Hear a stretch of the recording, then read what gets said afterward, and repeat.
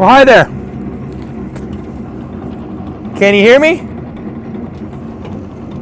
Well, hi again. I'm Chris. We're out in the vineyard doing some mowing.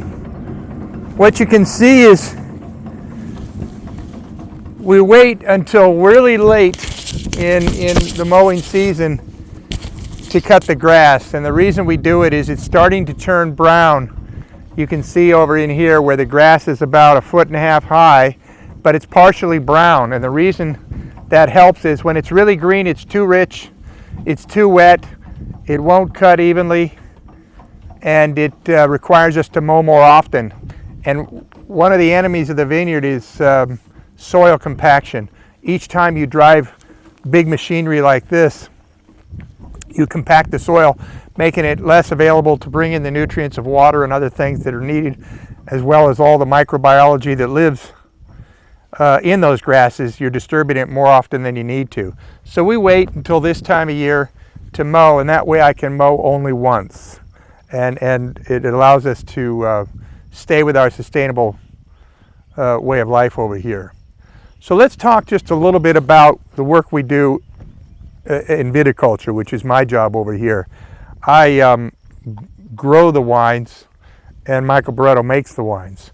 So this is Primitivo, and I'll give you a tiny bit of background. This is hilly soil here, so Primitivo thrives really well on a hill with good air slope. And this is a cordon, and really this is a trunk. Obviously you can tell by the size of that that's a 20-year-old grape that we planted in the year 2000. But everything starts with a shoot and a plant.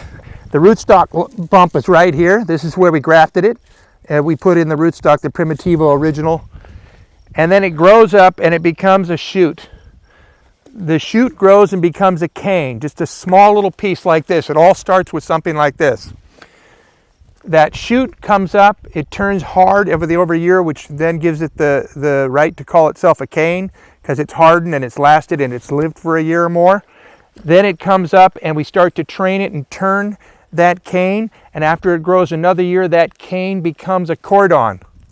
So we have a trunk, a cordon, and then this grows and it goes back to a shoot and then a cane. And then it repeats itself every year. And it's how you train the vine to make it viable for growing as many clusters of grapes as you can without overstressing the plant. So right now we're past bud break. Oh, this is a water spout right here. We don't like those. This here is a sucker. We don't like those.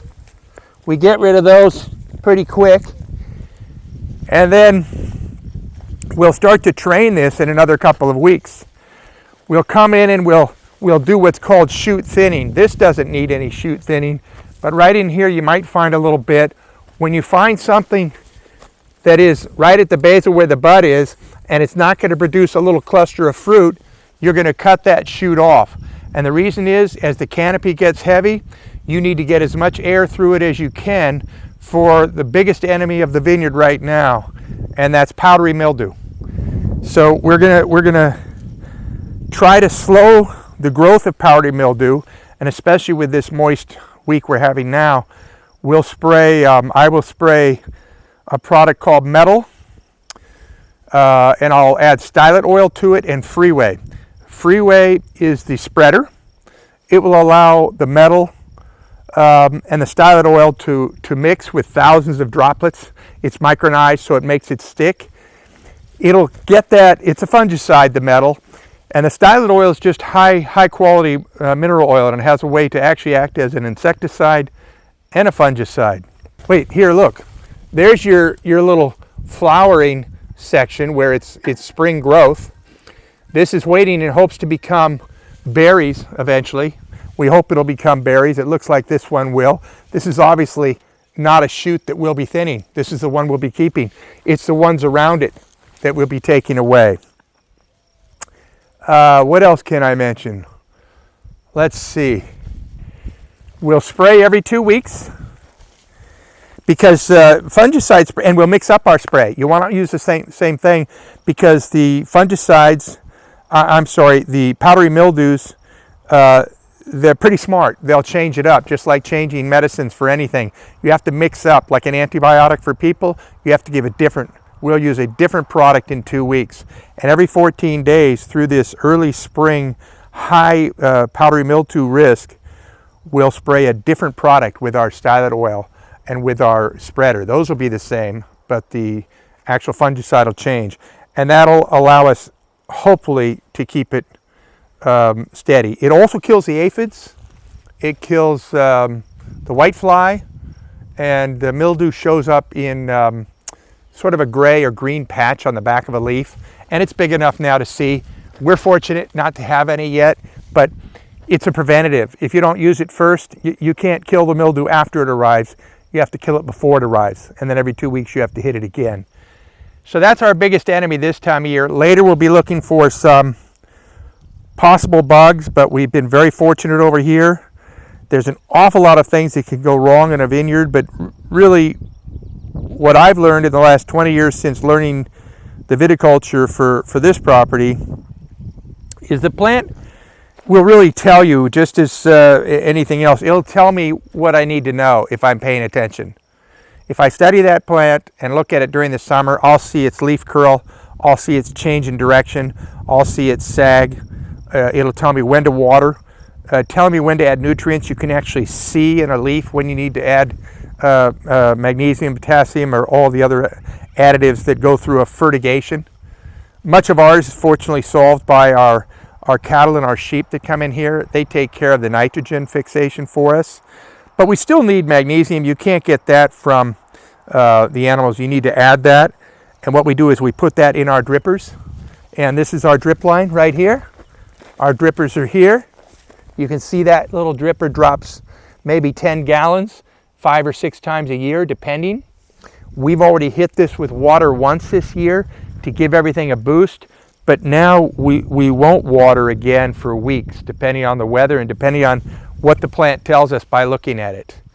We have a probe that we can go down in. We have UC Davis equipment here that tells us up in my office what I've done right or wrong to address the water issue.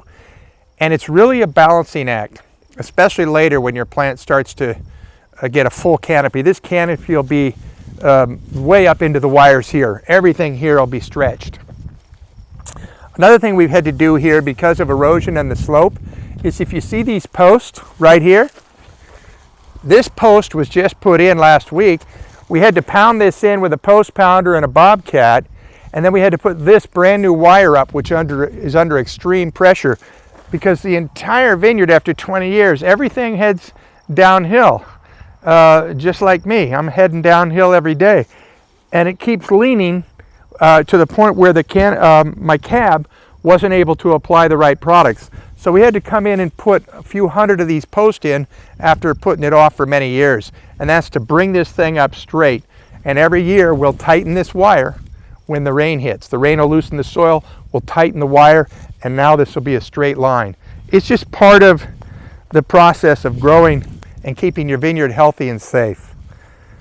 We won't change these plants until they show signs of not growing so well. You can see an open spot here.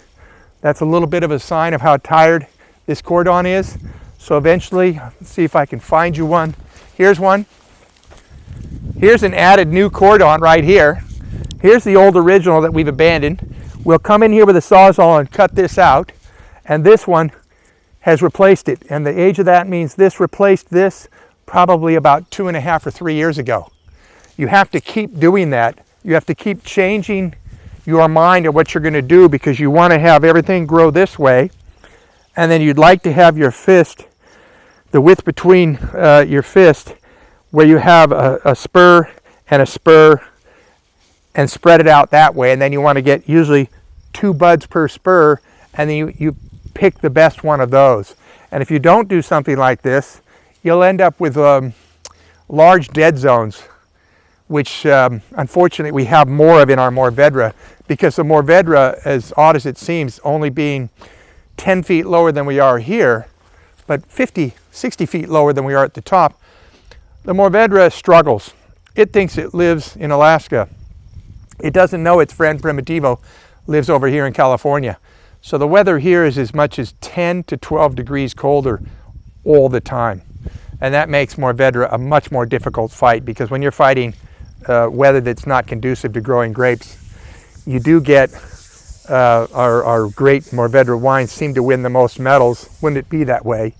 You'd want to get your greatest gold medals and best of class medals in the areas where you have more fruit, but that's not the way it works typically. Typically, the wines that sometimes turn out the best for you as far as judges are concerned are the ones you grow the least of, and that's just one of the ironies of the vineyard business.